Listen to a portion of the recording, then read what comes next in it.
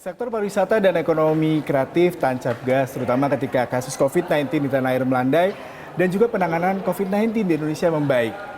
Kalau kita bicara mengenai kebangkitan sektor pariwisata bisa dilihat dengan antusiasme warga yang membanjiri sejumlah lokasi wisata di tanah air. Begitupun juga dengan industri kreatif. Namun, tantangan tidak menanti. 2023 merupakan tahun yang dianggap momok karena kemungkinan terjadi resesi. Lalu bagaimana tantangan industri pariwisata dan ekonomi kreatif dalam menghadapi tahun 2023? Telah hadir bersama kami Menteri Pariwisata dan Ekonomi Kreatif Bapak Sandiaga Uno. Terima kasih Bapak sudah dia waktu yang sibuk menghadiri banyak sekali kegiatan untuk berbicara bersama kami. Terima kasih Langsung Mas saja Yuda. nih Pak ya, kita bicara mengenai pencapaian di 2022. Apa saja nih Pak yang menarik yang bisa kita elaborasi? Pertama kita harus bersyukur di penghujung 2022 kita membukukan target yang boleh dibilang alhamdulillah fantastis. Karena target wisatawan mancanegara ada di target optimis 3,6.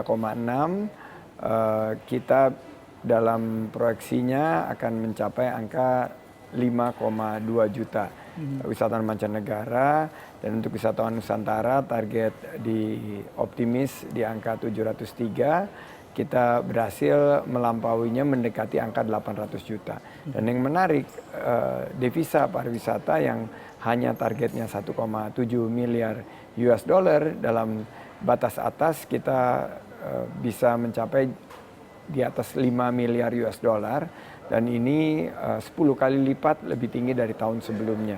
Berarti kalau kita lihat bahwa ini pemulihan yang merata, menyeluruh, dan pemulihan berkualitas. Karena juga lapangan kerja yang diciptakan di atas 1,1 juta lapangan kerja, ini mengembalikan lapangan kerja yang hilang saat pandemi, dan tahun 2024 target kita 4,4 juta lapangan kerja baru. Berarti dari semua capaian ini yang tentunya patut mengembirakan, sangat mengembirakan, dan patut kita bersyukur juga bahwa indeks pariwisata Indonesia naik 12 peringkat melampaui tetangga-tetangga kita seperti Malaysia, Thailand, Vietnam, dan juga Filipina. Karena kita pemulihannya berkualitas dan berkelanjutan serta sangat menjunjung tinggi inklusivitas. Kami merangkul UMKM, membuka peluang usaha bagi banyak para pelaku pariwisata dan ekonomi kreatif. Nah, ini tentunya capaian ini juga ditopang suksesnya G20 dan penanganan pandemi yang bisa kita kendalikan, dan sehingga pergerakan wisatawan ini sekarang bisa lebih direlaksasi, dan kita sangat optimis menatap 2023. Kalau Pak Sandi bisa memberikan insight sedikit di 2022, strategi apa kemarin yang sangat mumpuni bisa tadi mencapai angka-angka yang sangat fantastis tadi Pak? Pertama, fokus kita kepada penanganan pandemi, menyiapkan destinasi wisata ini semua divaksinasi, protokol kesehatan yang tersertifikasi di bawah label CHSE, Cleanliness, Health, Safety, Environmental Sustainability. Juga kita melihat penggabungan antara pariwisata dan ekonomi kreatif, di mana ekonomi kreatif juga meningkat nilai tambahnya, di mana ekonomi kreatif bisa mencapai angka 1.280 triliun dari segi nilai tambah, ekspornya hampir mencapai 25 miliar dolar, dan secara kombinasi pariwisata dan ekonomi kreatif ini bisa menyumbangkan total kontribusi ekonomi di atas 12%. Ini strategi yang pertama. Yang kedua adalah menyasar destinasi baru yang sangat menjunjung tinggi inklusivitas, seperti desa wisata, seperti wisata alam, wisata yang berbasis ekoturism yang sangat diminati pasca pandemi. Juga sports tourism, di mana pariwisata berbasis olahraga ini sekarang dimunculkan di tiap-tiap destinasi. Juga strategi Bali sebagai unggulan yang sekarang kita revitalisasi lebih berkelanjutan dengan kendaraan listrik. Tapi juga ada 5 destinasi super prioritas. Ada Labuan Bajo, Danau Toba, Borobudur, Mandalika, dan Likupang. Strategi inilah yang diberikan apresiasi oleh PBB, oleh UNWTO, sehingga Indonesia terus dijadikan referensi dalam pemulihan pariwisata dan ekonomi kreatif pasca pandemi. Berarti Pak Sandi dan Kementerian Ekonomi Kreatif dan Pariwisata tidak perlu takut dengan adanya momok resesi 2023 dengan strategi tadi yang Anda utarakan? Iya, tentunya harus tetap kita siap siaga, kita waspada, jangan pernah jumawa. Tapi kita kita harus betul-betul menyiapkan seluruh lini rantai pasok dari pariwisata dan ekonomi kreatif. Tahun 2023 ini tahun penentuan, karena ini tahun terakhir pemulihan.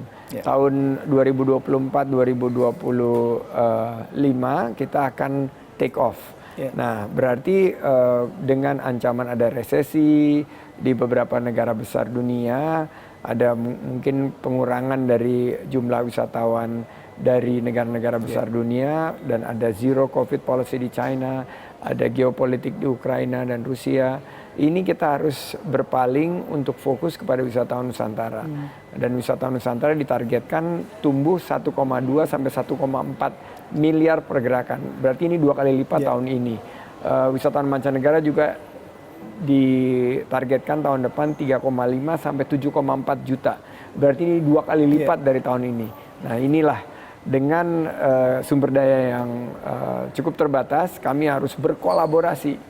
Dan kita butuh dukungan dari semua pihak, terutama lintas Pentahelix, karena penciptaan lapangan kerja di 2024 ditargetkan 4,4 juta.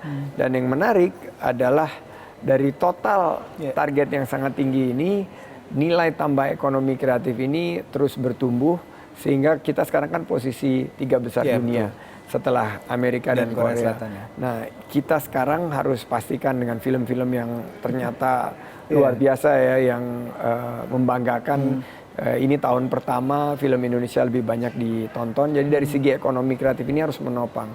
Oleh karena itu kami yakin target ekspor ekonomi kreatif, kuliner, kriya, fashion, dan subsektor lainnya ini yang kita targetkan mencapai 27 miliar dolar bisa tercapai. Dan ini adalah optimisme kebangkitan pariwisata di tahun 2023. Pak Sandi, kalau tadi saya menarik tentang ekonomi kreatif ya, apakah pemerintah ada polisi untuk mendukung ekonomi kreatif? Tadi salah satunya film, karena selama ini industri perfilman selalu terkendala dengan mungkin masalah import barang-barang dan juga kebutuhan-kebutuhan dasar yang sangat signifikan, harganya cukup besar.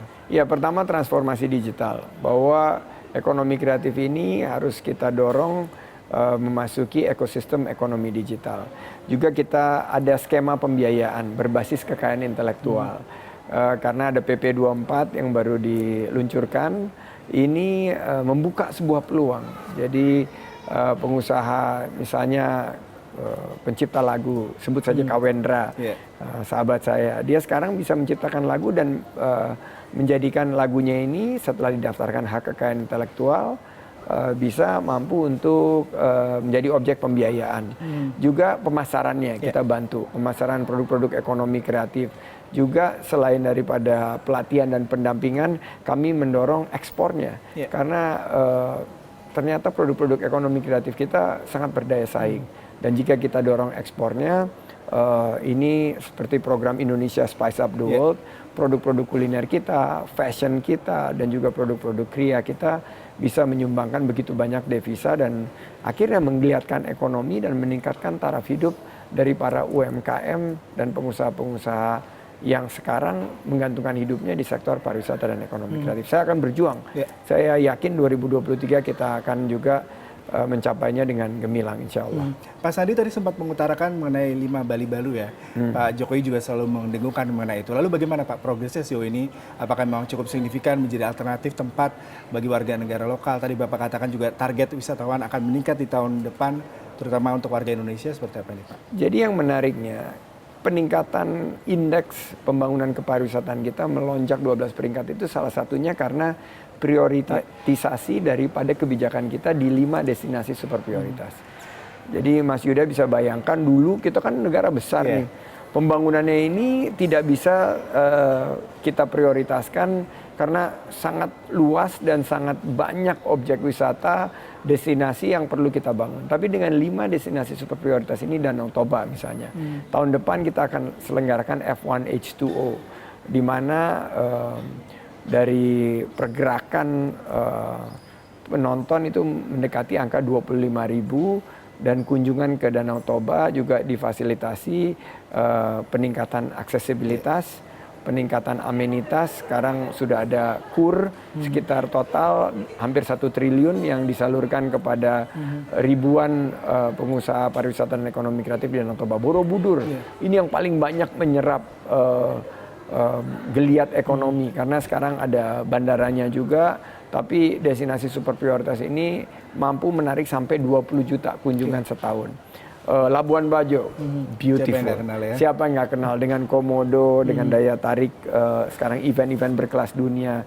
MotoGP yang ada di Mandalika, ini juga menarik begitu banyak kunjungan, dan Mandalika ini adalah salah satu kawasan ekonomi khusus yang sudah optimal kita kembangkan. Dan terakhir Likupang. Nah ini juga wisata bahari yang menjadi salah satu keunggulan kita nih, diving maupun keindahan alam di bawah laut ini yang bisa kita kembangkan khususnya untuk pasar Asia bagian utara, China, Korea, Jepang ini yang sangat meminati kunjungan ke Likupang. Dan kalau kita lihat total 15,9 triliun KUR yang telah disalurkan kepada para pelaku UMKM dan lebih dari 300 desa wisata yang juga hidup berkembang di 5 destinasi super prioritas. Yeah.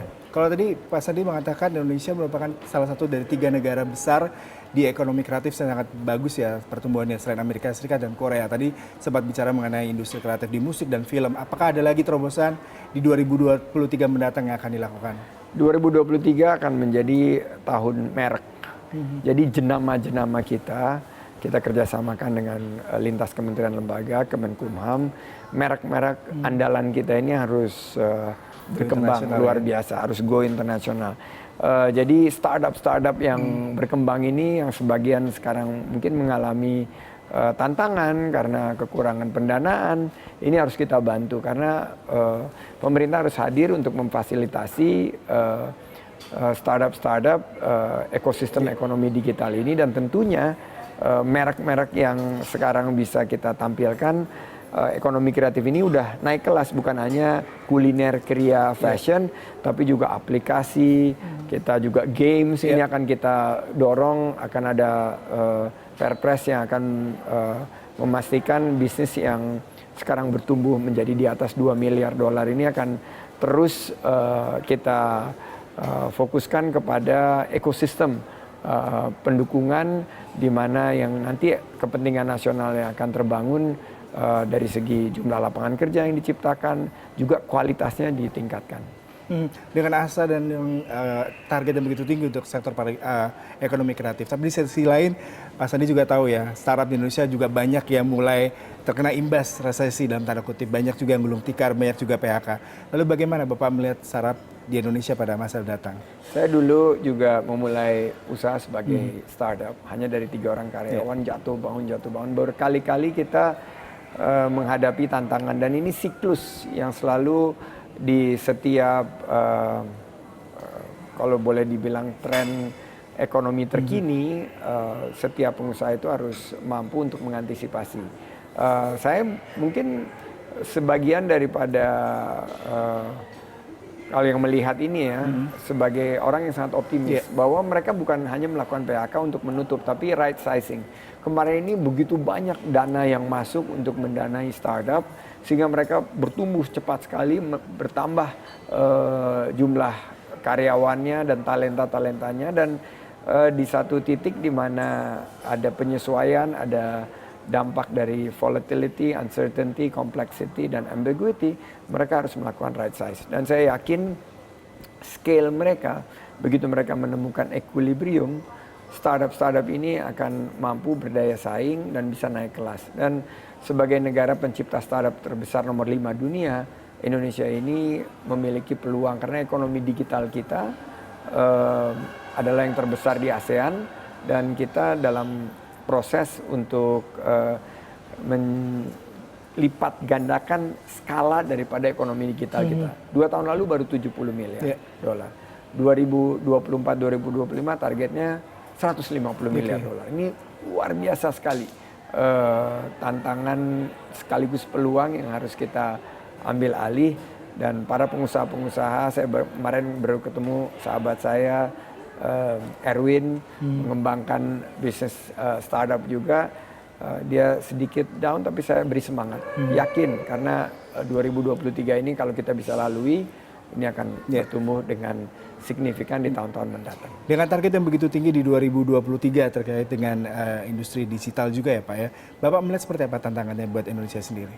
Indonesia harus meningkatkan infrastruktur digital, harus mempercepat penguatan SDM, talenta-talenta digital yang harus kita siapkan 600.000 per tahun sehingga tercapai 9 juta talenta digital sebelum tahun 2030. Di mana kita harus pastikan juga bahwa UMKM kita on board, dinaik kelaskan. Karena begitu mereka naik kelas ke ekonomi digital, maka pertumbuhan ekonomi bisa bertambah 2% dan tercipta 2 juta lapangan kerja baru. Ini kan berarti peluang yang sangat luar biasa dan bisa kita dorong untuk kebangkitan ekonomi kita. Saya sangat optimis dan jika kita bersatu padu, kita hadapi tantangan ini, kita lalui seperti krisis-krisis yang lalu, dan saya yakin Indonesia bisa menjadi ekonomi nomor 4 terbesar di dunia di tahun 2040. Ya. Indonesia Emas. Ya, Indonesia Emas Pak. Tantangannya buat ekonomi kreatif maupun digital di 2023 tadi, selain tadi kita harus meningkatkan sektor pariwisata, kemudian juga peluang pekerjaan yang cukup besar. Tapi kalau dari Kementerian Pariwisata Ekonomi Kreatif apa Pak challenge-nya nih Pak? Challenge-nya ya tentunya kalau kita lihat SDM yang harus kita tingkatkan. Kita harus pastikan pelatihan, pendampingan, dan tahun ini kita menyentuh lebih dari 20.000 SDM pariwisata dan ekonomi kreatif. Ini harus kita tingkatkan. Kedua, pasar. Kita harus pastikan para pelaku pariwisata dan ekonomi kreatif kita bisa mengakses pasar. Nah, pasar ini harus kita terjemahkan sebagai akses, atraksi, dan amenitas. Ini kunci utama dari segi pariwisata kita. Dan berikutnya adalah marketing.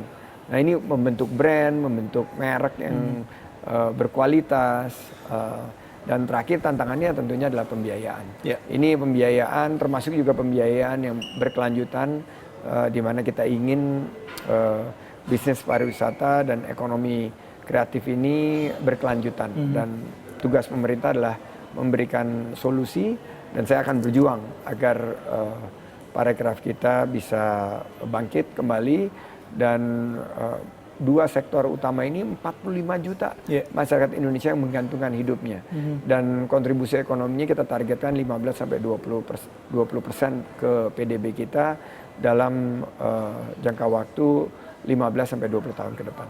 Baik Pak Sandiaga, terima kasih sekali untuk perbincangannya. Mudah-mudahan semua target itu tercapai, terutama didukung oleh tidak hanya oleh pemerintah, tapi juga para pengusaha, investor, dan juga warga negara Indonesia untuk tetap menikmati pariwisata Indonesia, kemudian sektor pariwisata, industri kreatif juga bangkit. Terima kasih atas perbincangannya, semoga target 2023 tercapai. Terima kasih buat waktunya Pak. Terima kasih Mas Yuda, sukses.